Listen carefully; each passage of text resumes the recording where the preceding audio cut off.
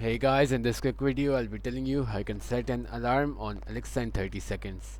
Now to set an alarm on Alexa, you can use your voice on the Alexa app.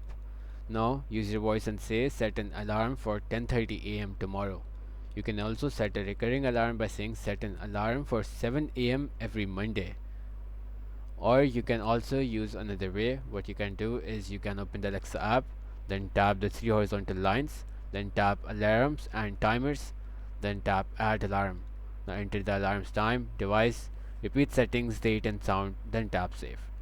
Also you can set an alarm to play a specific song or music genre instead of the default alarm sound. Now you can do this by asking Alexa to change your alarm sound to whatever song it is.